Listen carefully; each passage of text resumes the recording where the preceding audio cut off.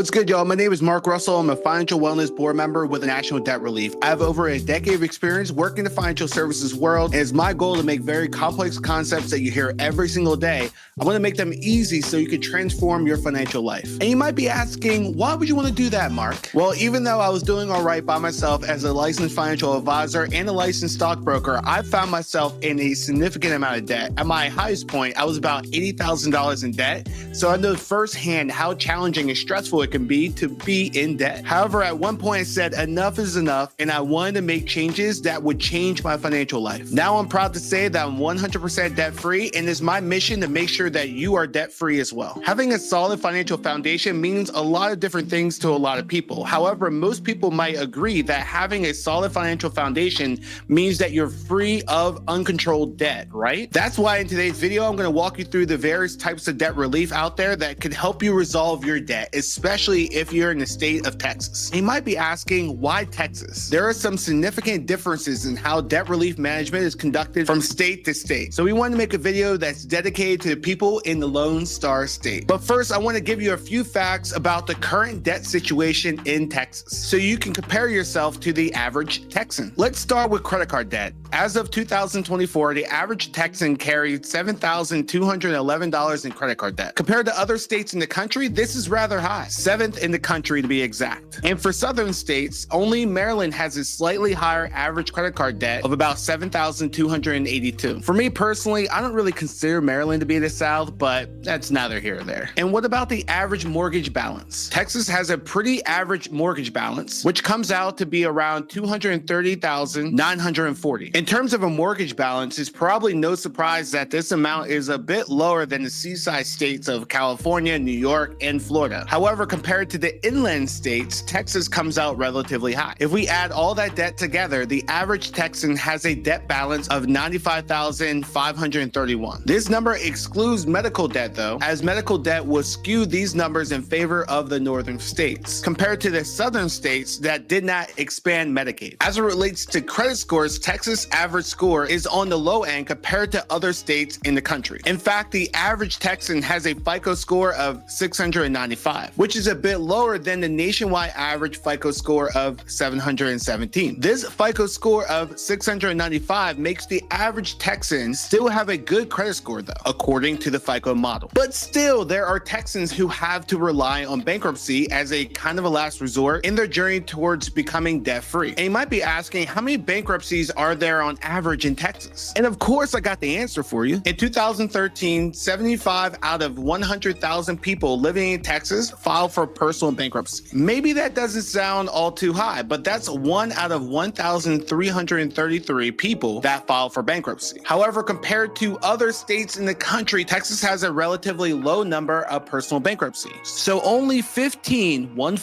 other states have a lower number of bankruptcies per 100,000 people than Texas. And as I said earlier, it's our goal here to make sure that you have a solid financial foundation, which often starts off with becoming debt-free. If you're currently in debt and want help resolving it, then there are various debt relief options out there to help you. Now, these are often offered by debt relief companies who have in-house debt experts ready to help you and support you in your journey of becoming debt-free. Now we're going to go over the 3 most common types of debt relief. You have debt settlement, debt consolidation, and bankruptcy. First up, let's talk about debt settlement. Debt settlement refers to the process where you yourself or someone representing you negotiates with your creditors to reduce the amount of your outstanding debt that you have to repay. Reducing part of your debt is what we call settling your debt, hence the name debt settlement. This form of debt relief is often used for unsecured debt, like credit cards or personal loans. Unsecured means that the debt is not backed by an asset like a house or a car. That's secured debt when you actually have a house or a car that's backing up your debt. So think mortgages and car loans. When you enroll in a debt settlement program, you first discuss what your debt situation is with a debt expert. What's often the next step is that you stop making payments on your outstanding debt and start saving that money in the FDIC insured savings account, which will be opened in your name. As the debt expert is negotiating with your creditors, you're accumulating funds in the FDIC insured savings account. Then when a settlement is eventually reached, the debt relief company can use the funds in the FDIC insured account to pay off your debt. But of course, that's after they get your approval. By going the debt settlement route, you can see your total outstanding debt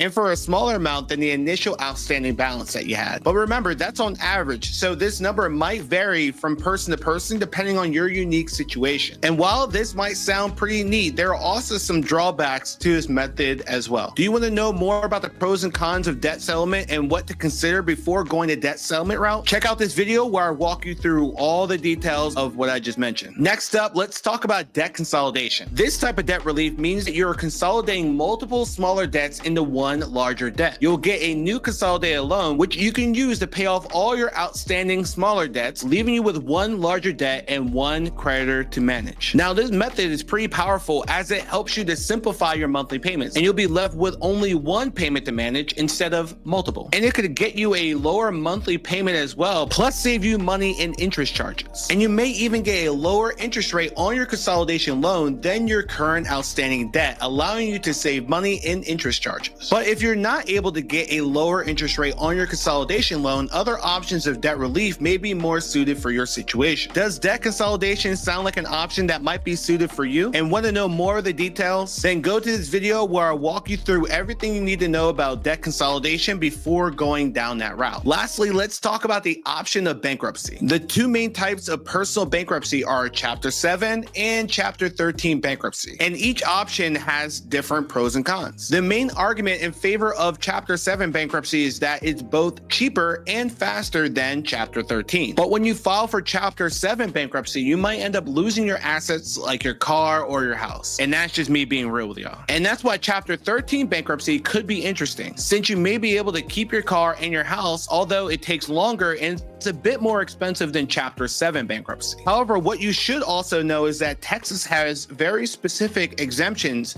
for assets that are protected from creditors in both Chapter 7 and Chapter 13 bankruptcy. The Bankruptcy Code, which is a federal law, governs many aspects of bankruptcy nationwide and includes a list of exemptions. The beauty about living in Texas, though, is that whenever you file for bankruptcy, you can choose which set of exemptions you want to use: the federal bankruptcy exemptions or the Texas state ones. And Texas bankruptcy exemptions are some of the most generous in the country, too. So congratulations. Therefore, it's often a smart choice to consult with an expert before filing for bankruptcy to gauge which set of exemptions is the most favorable one in your situation. For more information on the list of exemptions specific to the state of Texas, I've been waiting for the perfect moment to throw up the Texas sign, and now it's here. You can check out link number 6 in the show notes or contact a debt relief agency in your area. If you're actively thinking about filing for bankruptcy and want to know more about the differences between Chapter 7 and Chapter 13 bankruptcy, go to this video where I'll talk you through all the differences. Now, I know there's plenty of options out there if you're currently struggling with debt. And you might be wondering, how do you compare to the average Texan in terms of debt? Whatever the amount of debt that you currently have, please remember that you as a person are not defined by the amount of debt that you have. It's not the end of the world, and there's almost always a way out, with or without professional help. And remember, because your debt situation is unique, it's always a good idea to consult with a debt expert if you want help figuring out which debt relief option is best for you. Debt relief companies like National Debt Relief have in-house debt experts